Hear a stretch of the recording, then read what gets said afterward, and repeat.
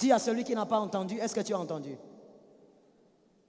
Tout plaisir que tu peux rechercher, si ça ne t'amène pas à devenir, c'est une pourriture, il faut déclasser ça. Ce soir, parlons de la vision, parce qu'on a par responsabilité. La vision de la femme ointe, selon Dieu. La femme créée à l'image de Dieu, la femme convertie, la femme d'esprit a deux types de vision. La vision majeure et la vision mineure. La vision mineure. La vision majeure, la vision que toute femme vienne à voir. Dans le corps du Christ, peu importe la race, peu importe l'âge, peu importe le rang social, peu importe le niveau intellectuel, toute femme qui est enfant de Dieu devrait avoir la vision majeure. Avant d'avoir la vision pour ta propre vie, tu dois avoir la vision majeure. Cette vision est tirée de Genèse 2,15. Genèse 2,15. Que quelqu'un lève la main droite et dise, je dois vivre ce qui a été dit. Sois un peu rapide, ma soeur. Tu viens d'une veillée? Eh bien, sois rapide, ma soeur. Sois un peu plus... tu vois? Sois un peu là. Que quelqu'un lève sa main droite et dise, je dois vivre ce qui a été dit. Selon Genèse 2,15, l'Éternel Dieu prit l'homme et le plaça dans le jardin d'Éden pour le cultiver. Voici la première instruction. Pour cultiver et garder, Dieu place l'homme là-bas. Genèse 2,15. Étant dans que Dieu était aussi en train de parler à la femme. Quoique n'étant pas présente, elle avait aussi la responsabilité de garder et de cultiver. Parce que la femme était cachée dans l'homme. D'accord? Et au verset 18 du même chapitre, verset 18, donc du chapitre 2, il est dit, l'Éternel Dieu dit que l'homme soit seul, je lui ferai une aide semblable. Et lorsqu'on parle d'aide, il s'agit d'abord, pour le jardin d'Éden, il s'agissait d'abord de cette personne qui allait l'aider à garder et à cultiver. Que garder et cultiver? Je n'entends pas, vous qui êtes de ce côté, dites-moi, garder et cultiver. Il s'agissait de garder et de cultiver. Donc la femme était venue d'abord pour garder et cultiver. Écrit et retiens la première mission de la femme, vision de la femme, la vision majeure de la femme. Il s'agit de garder et de cultiver. Garder et... Alors avant d'expliquer, j'aimerais d'abord te dire quelque chose. Que tu sois célibataire, que tu sois marié, c'est caduque, cultiver. Ouais, donne seulement un amen, tu vas comprendre. Même si tu es marié ou célibataire, tu dois garder et cultiver. Parce que comme je le disais, lorsque Dieu a dit à l'homme garde et cultive, Adam était célibataire, oui ou non? Oui ou non? Les lecteurs de la Bible sont là, oui ou non? Il était célibataire. Et donc, était où? La femme était dans l'homme, n'est-ce pas? La femme était mariée ou célibataire? Célibataire. La femme était dans l'homme et donc la femme était célibataire parce qu'elle n'était pas encore sortie, l'alliance. La femme était donc célibataire. Donc lorsque Dieu dit cultive et garde, il parle même aux célibataires. Et quand maintenant la femme sort de là, on crée la femme, elle se présente devant l'homme, Dieu continue à dire garder et cultiver. Mariés ou célibataires, nous devons garder et cultiver. Hein, je suis d'accord avec cet amen. Mariés ou célibataires, nous devons garder et... Mais voilà, il ne s'agissait pas de cultiver le champ de votre grand-père. Il ne s'agissait pas de cultiver le champ quelque part ici à Lubumbashi. Mais il s'agissait de garder le jardin d'Éden.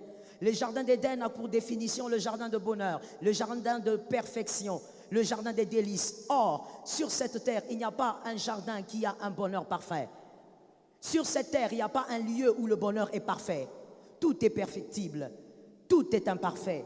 Sur cette terre, il n'y a pas de jardin qu'il faut garder et cultiver où c'est rempli de bonheur et de perfection. Alors de quoi on parle? Lorsqu'on parle de cultiver et de garder, pour nous aujourd'hui, il s'agit donc de la nouvelle Jérusalem.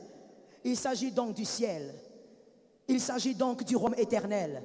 Est-ce qu'il y a quelqu'un qui m'entend? Est-ce qu'il y a quelqu'un qui comprend? Est-ce qu'il y a quelqu'un qui aime le ciel? Alors je suis en train de te dire, il faut garder et cultiver. Garde ton ciel, cultive ton ciel. La première mission de toute femme, peu importe là où tu te trouves, peu importe dans quelle église tu es, peu importe le nom de votre église, Dieu nous demande de garder, de cultiver. Garde ton ciel, cultive ton ciel. Que ton ciel ne soit jamais volé, que personne ne te vole ton ciel. Donne-moi un amen brutal. Donne-moi un autre amen.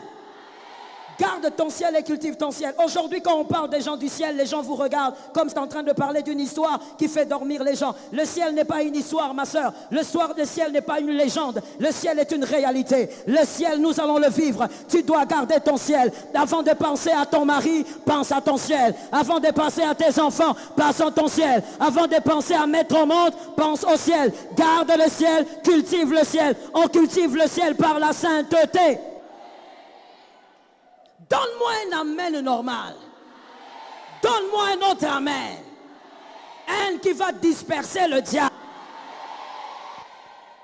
Aujourd'hui, quand on parle du ciel, les gens vous regardent comme si vous êtes en train de parler d'une histoire qui va jamais arriver. Mon frère, ma soeur, le ciel est réel. Avant d'avoir la vision sur comment tu vas devenir grande, comment tu vas t'élever, comment tu seras la plus grande des journalistes, tu dois d'abord garder et cultiver. Tous, nous devons d'abord garder le ciel. Que rien ne t'empêche d'entrer au ciel. Dis ça à quelqu'un. La manière même dont tu parles du ciel, on sent comment est-ce que tu as un problème avec le ciel. Dis à quelqu'un que rien ne t'empêche d'entrer au ciel. La première vision de toute femme chrétienne, c'est d'abord de garder son ciel. Cultive le jardin. Protège ton ciel. Veille sur ta sainteté. Veille sur ta sanctification. Vis dans la sanctification. Par le Saint-Esprit, tu vas y arriver. Tu ne vas pas y arriver par toi-même. Le Saint-Esprit est là. Le Paraclet est fidèle. Le Paramoutia est fidèle. Cultive ton ciel. Garde ton ciel. C'est la première vision de toute femme chrétienne. Tu ne dois pas perdre ton ciel, mademoiselle. Qu'elle est célibataire, me donne un amen. Voilà comment elles aiment donner des amens. Tu ne vas pas perdre ton ciel, mademoiselle, à cause d'un mariage mirage. Mademoiselle, je parle aux célibataires là.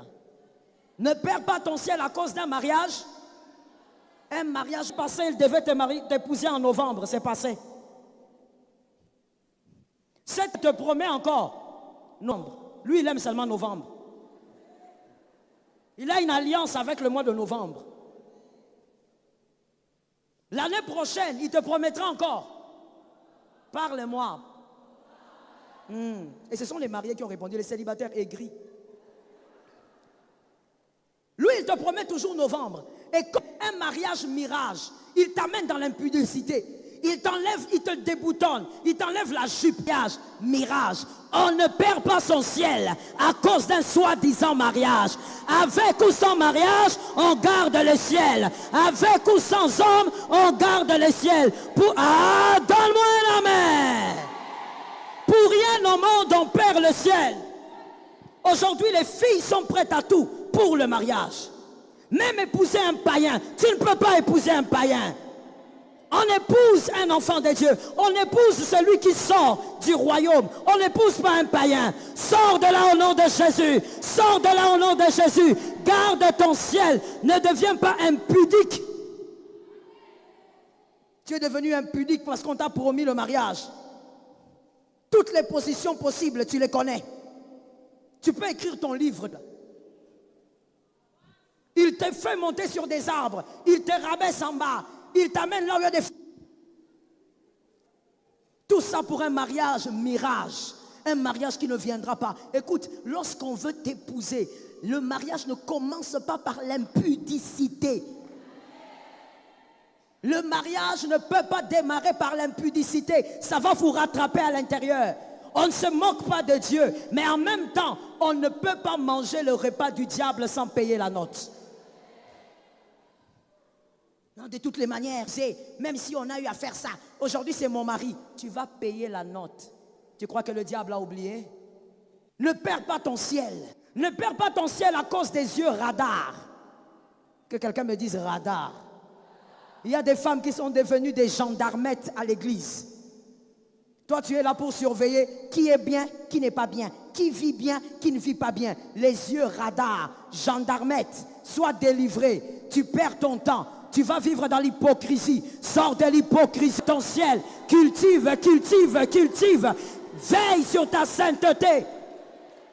Au lieu de te focaliser sur telle sœur-là, elle vit mal, telle sœur-là, je la connais. Ma sœur, concentre-toi sur toi. Cultive ton propre jardin. Veille sur ta sainteté.